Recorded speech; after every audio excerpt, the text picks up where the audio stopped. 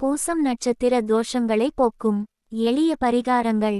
ஜோதிட சாஸ்திரத்தில் குறிப்பிடப்படும் விண்ணில் இருக்கும் 27 நட்சத்திரங்களில் 8வதாக வருவது பூசம் நட்சத்திரமாகும்.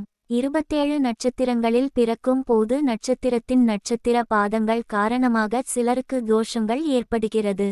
அப்படி பூசம் நட்சத்திரத்தில் பிறந்தவர்களின் தோஷங்கள் நீங்க செய்ய வேண்டிய எளிய பரிகாரங்கள் என்ன என்பதை இங்கு தெரிந்து கொள்ளலாம். பூமியில் மனிதர்கள் பயன்படுத்துகின்ற பலவகையான உலோகங்களில் இரும்பு மட்டுமே மிகவும் வலிமை உடையதாக இருக்கிறது. இந்த இரும்பின் மீது நவகிரகங்களில் சனி கிரகத்தின் தாக்கமும் அதிகமாக உள்ளதாக ஜோதிட சாஸ்திரம் கூறுகிறது. அதுபோலவே சனி பகவானின் ஆதிக்கத்திற்குரிய நட்சத்திரத்தில் பிறந்தவர்களும் இரும்பை போன்ற உடல் மற்றும் மன உறுதியை பெற்றவர்களாக இருக்கின்றனர். அத்தகைய சனி கிரகத்தின் ஆதிக்கத்தில் வருகின்ற ஒரு நட்சத்திரமாக பூசம் நட்சத்திரம் இருக்கிறது. பூச நட்சத்திரத்தில் பிறந்தவர்கள் வாழ்வில் மிகுந்த அதிர்ஷ்டங்களையும் யோகங்களையும் பெறுவதற்கு செய்ய வேண்டிய பரிகாரங்கள் என்ன என்பதை இந்த பதிவில் தெரிந்து கொள்ளலாம்.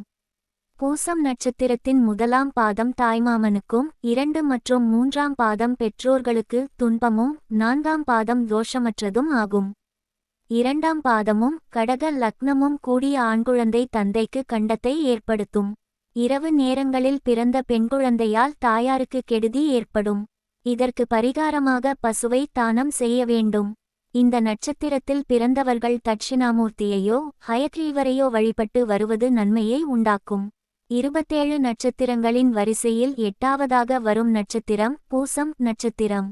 இந்த நட்சத்திரத்தின் நவகிரக அதிபதியாக சனி பகவான் இருக்கிறார். 8 என்பது சனி பகவானுக்குரிய எண்ணாகும். நட்சத்திர வரிசையில் 8வதாக பூசம் நட்சத்திரம் வருவது சனி பகவானின் முழுமையான ஆதிக்கம் இந்நட்சத்திரக்காரர்கள் மீது இருப்பதை காட்டுகிறது. இந்த நட்சத்திரத்தின் அதிதேவதையாக குரு பகவான் இருக்கிறார். பூசம் நட்சத்திரக்காரர்கள் தங்களின் வாழ்வில் அதிர்ஷ்டங்களை பெறுவதற்கு கீழ்க்கண்ட பரிகாரங்களை திட சித்தத்துடன் செய்து வருதல் அவசியம். பூச நட்சத்திரத்தில் பிறந்தவர்கள் தங்கள் நட்சத்திர தினத்தன்று திருநள்ளாறு அருள்மிகு தர்பாரண்யேஸ்வரர் கோவிலுக்கு சென்று சிவபெருமானுக்கும் பார்வதிக்கும் அபிஷேகம் மற்றும் அர்ச்சனை செய்து வழிபாடு செய்ய வேண்டும். மேலும் கோவிலில் இருக்கும் சனி பகவானுக்கு அர்ச்சனை செய்து கருப்பு அல்லது அடர் நீல நிற வஸ்திரம் சாற்றி நல்லெண்ணெய் தீபம் ஏற்றி சனி பகவானுக்குரிய மந்திரங்கள் ஸ்தோத்திரங்கள் துதித்து வழிபடுவதால் வாழ்வில் ஏற்றமிகு பலன்களை பெற முடியும். ஏதேனும் ஒரு மாதத்தில் வருகின்ற வளர்பிறை வியாழக்கிழமை அன்று திருவாரூர் மாவட்டத்தில் இருக்கும் குருக்கிரக தலமான ஆலங்குடி ஆபத்சகாயேஸ்வரர் கோவிலுக்கு சென்று சிவபெருமானையும் அம்பாளையும் வணங்கி அங்கிருக்கும் குரு பகவானுக்கு மஞ்சள் நிற வஸ்திரம் சாற்றி வழிபாடு செய்வதால் பூச நட்சத்திரக்காரர்களுக்கு பாதகங்கள் நீங்கி மிகுதியான அதிர்ஷ்டங்களை ஏற்படுத்தும். மாதந்தோறும் வருகின்ற பூச நட்சத்திர தினத்தில் அருகிலிருக்கும் பெருமாள் கோவிலுக்குச் சென்று பெருமாள் மற்றும் லட்சுமி தேவிக்கு துளசி மாலை சாற்றி வழிபடுவதால் சனிபகவானால் ஏற்படும் பாதிப்புகள் நீங்கி விரும்பிய பலன்களை உண்டாக்கும். பூச நட்சத்திரத்திற்குரிய தல விருட்சமாக அரச மரம் இருக்கிறது. அரசமரம் தலவிருட்சமாக இருக்கும் கோவிலுக்கு சென்று அரசமரத்தையும் அங்குள்ள இறைவனையும் வழிபடுவதால் வாழ்வில் மிகுந்த அதிர்ஷ்டங்களையும் யோகங்களையும் ஏற்படுத்தும். உங்களுக்கு கீழ் பணிபுரியும் கடைநிலை தொழிலாளர்களுக்கு உங்களின் நட்சத்திர பிறந்த நாள் அன்று அன்னதானம் செய்வதும் புத்தாடைகள் தானம் வழங்குவதும் வாழ்வில் மிகச் சிறப்பான நன்மைகளை உண்டாக்க செய்யும் ஒரு சிறந்த பரிகாரமாக இருக்கிறது. சனீஸ்வர பகவானுக்கு உரிய பூசம் நட்சத்திரத்தில் பிறந்தவர்கள் நீதி நேர்மை நியாயத்திற்காக பாடுபடுபவர்களாக இருக்கிறார்கள். பூசம் நட்சத்திரக்காரர்கள் தங்கள் நட்சத்திர அதிபதியான சனி பகவானை சனிக்கிழமைகளில் கருப்பு எள் கலந்த விளக்கெண்ணெய் தீபம் ஏற்றி சனி பகவான் மந்திரங்கள் துதித்து வழிபட்டு வரவேண்டும். வருடத்திற்கொருமுறை திருநள்ளாறு சனி பகவான் கோயிலுக்குச் சென்று சனி பிரீத்தி பூஜை செய்து வழிபட வேண்டும். சனி மற்றும் வெள்ளிக்கிழமைகளில் ஆஞ்சநேயரையும் பூஜித்து வர வாழ்வில் நன்மைகள் பல உண்டாகும்.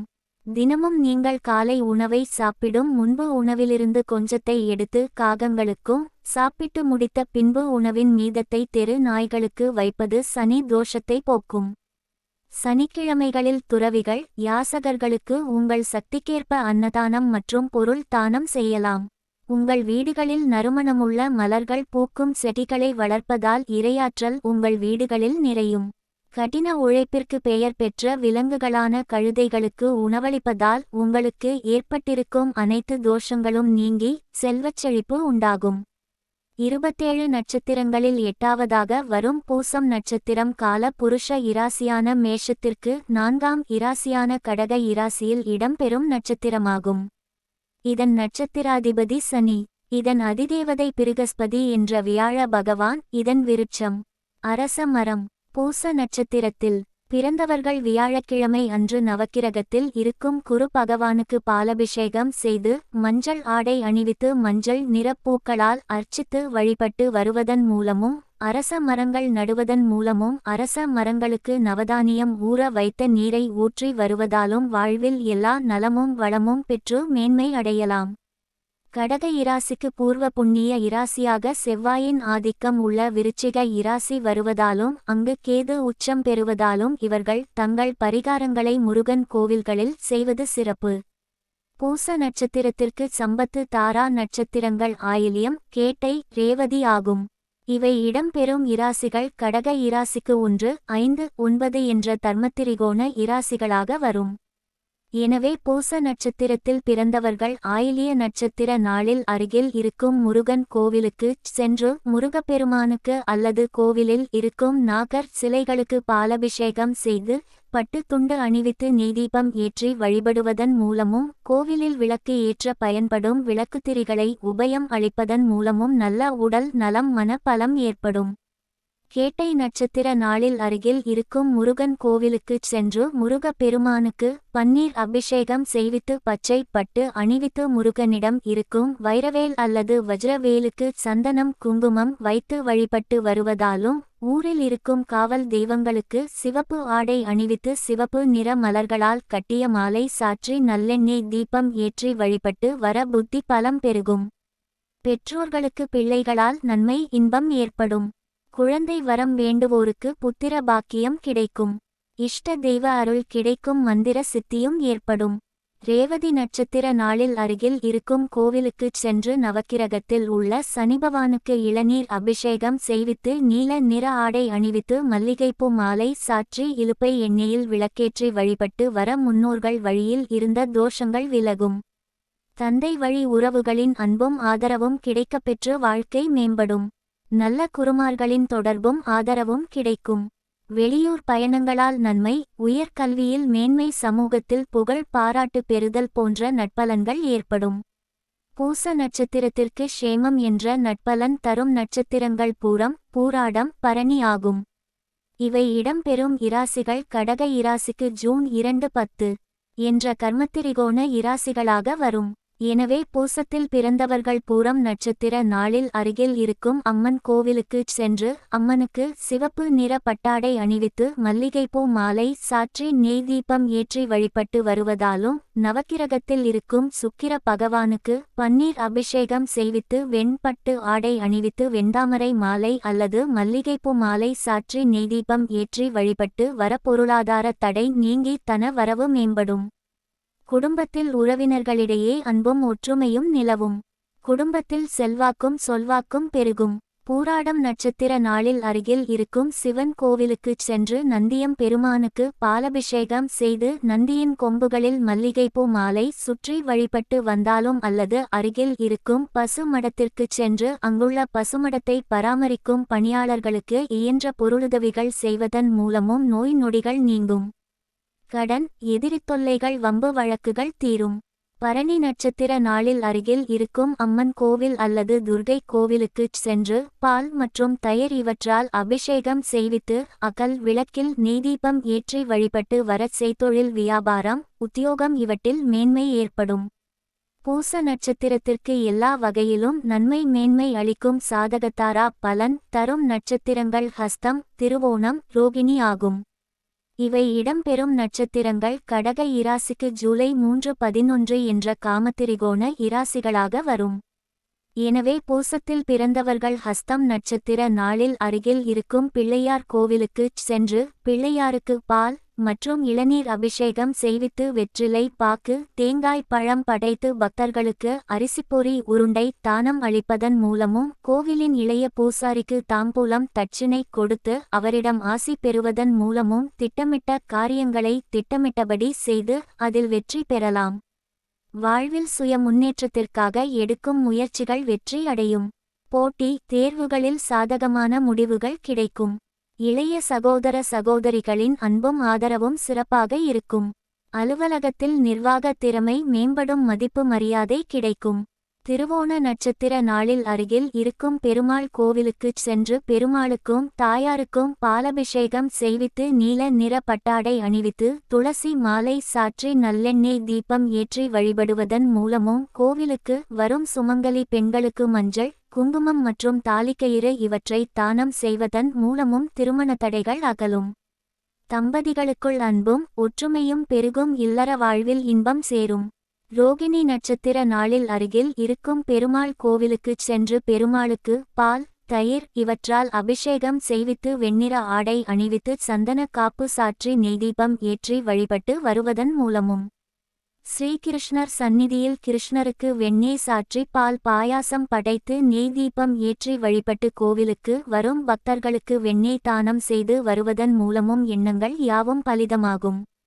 எடுத்த காரியங்கள் அனைத்தும் வெற்றியடையும். மூத்த சகோதர சகோதரிகளால் நன்மை லாபம் ஏற்படும். தொழில் வியாபாரத்தில் நல்ல லாபம் கிடைக்க பெற்று சேமிப்புகள் அதிகரிக்கும். பூச நட்சத்திரத்திற்கு நட்பு மற்றும் அதி நட்பு என்ற பலன் கொடுக்கும் மைத்திர தாரா மற்றும் பரம மைத்திர தாரா நட்சத்திரங்கள் சுவாதி சதயம் திருவாதிரை மற்றும் விசாகம் பூரட்டாதி புனர்பூசம் ஆகும். இவை இடம்பெறும் இராசிகள் கடக இராசிக்கு ஆகஸ்ட் 4, 12 என்ற மோட்சத்திரிகோண இராசிகளாக வரும். எனவே பூசத்தில் பிறந்தவர்கள் சுவாதி நட்சத்திர நாளில் அருகில் இருக்கும் பெருமாள் கோவிலுக்கு சென்று கருடாழ்வாருக்கு பால் மற்றும் தேன் இவற்றால் அபிஷேகம் செய்வித்து சிவப்பு நிற ஜரிகை உள்ள வெண்பட்டாடை அணிவித்து சிவப்பு நிற ரோஜா மற்றும் மல்லிகை மலர்களால் கருடாழ்வாரை அர்ச்சித்து நெய்தீபம் ஏற்றி கருடபத்து பாடலை படித்து வழிபட்டு வருவதன் மூலமும் விசாக நட்சத்திர நாளில் முருகன் கோவிலுக்குச் சென்று முருகப்பெருமானுக்கும் வள்ளி தெய்வானைக்கும் பஞ்சாமிர்த அபிஷேகம் செய்வித்து வெண்பட்டாடை அணிவித்து மல்லிகைப்பூ மாலை சாற்றி மூலவர் சந்நிதியின் வாசலில் இருக்கும் சரவிளக்குகளில் நல்லெண்ணெய் தீபம் ஏற்றி வழிபட்டு வருவதன் மூலமும் நிலம் வீடு வாகனம் சொத்து இவை தொடர்பான விஷயங்களில் நன்மை மேன்மை ஏற்படும். தாய்வழி உறவினர்களின் அன்பும் ஆதரவும் பெருகும். மாணவர்களுக்கு கல்வியில் ஈடுபாடும் மேன்மையும் உண்டாகும். சதய நட்சத்திர நாளில் அருகில் இருக்கும் அம்பாள் கோவிலுக்குச் சென்று அம்பாளுக்கு நல்லெண்ணெய் அபிஷேகம் செய்து அரக்கு நிற பட்டாடை அணிவித்து ரோஜாப்பூ மாலை சாற்றி நல்லெண்ணெய் தீபம் ஏற்றி வழிபட்டு வருவதன் மூலமும் கோவிலுக்கு வரும் பக்தர்களுக்கு பிரசாதம் கொடுக்க பயன்படும் காகித தட்டுகளை உபயம் அளித்து வருவதன் மூலமும் பூரட்டாதி நட்சத்திர நாளில் அருகில் இருக்கும் அம்பாள் கோவிலுக்குச் சென்று அம்பாளுக்கு எண்ணெய் அபிஷேகம் செய்வித்து மஞ்சள் சந்தன காப்பு சாற்றி ரோஜாப்பூ மாலை மற்றும் மஞ்சள் ஆடை அணிவித்து நெய்தீபம் ஏற்றி வழிபட்டு வருவதன் மூலமும் நீண்ட நாள் பிணி துன்பங்களிலிருந்து விடுதலை கிடைக்கும். எதிர்பாராத விபத்து கண்டம் நஷ்டம் ஆபத்துகளிலிருந்து பாதுகாப்பு கிடைக்கும். திருவாதிரை நட்சத்திர நாளில் அருகில் இருக்கும் சிவன் கோவிலுக்குச் சென்று சிவலிங்கத்திற்கு பால் தயிர் பன்னீர் இளநீர் விபூதி இவற்றால் அபிஷேகம் செய்வித்து சாம்பிராணி தூபம் புகைத்து தேங்காயில் நெய்தீபம் ஏற்றி நடராஜர் 10 பாடல்களை படித்து வழிபட்டு வருவதன் மூலமும் கால பைரவர் சந்நிதியில் பைரவருக்கு இளநீர் அபிஷேகம் செய்வித்து செவ்வரளி மாலை சாற்றி குங்கிலிய தூபம் புகைத்து நல்லெண்ணெய் தீபம் ஏற்றி வழிபட்டு வருவதன் மூலமும் புனர்பூச நட்சத்திர நாளில் அருகில் இருக்கும் பெருமாள் கோவிலுக்குச் சென்று ராமர் சந்நிதியில் ஸ்ரீராமருக்கும் சீதா பிராட்டிக்கும் பச்சை நிற ஆடை அணிவித்து துளசி மாலை சாற்றி சாம்பிராணி தூபம் புகைத்து நெய்தீபம் ஏற்றி வழிபட்டு வருவதன் மூலமும் கோவிலுக்கு வரும் பக்தர்களுக்கு ஸ்ரீபாதுகை இந்திரம் அல்லது ராமர் ஜாதகம் இவற்றை உபயம் அளிப்பதன் மூலமும் வாழ்வில் வீண் அலைச்சல் மற்றும் வீண் செலவுகள் குறையும். வெளியூர் வெளிமாநில வெளிநாட்டு தொடர்புகள் அல்லது வெளிநாட்டு வேலைகள் மூலம் நன்மை மேன்மை ஏற்படும். உடல் சோர்வு தூக்கமின்மை தோஷம் விலகி நல்ல சயன சுகம் கிடைக்கும்.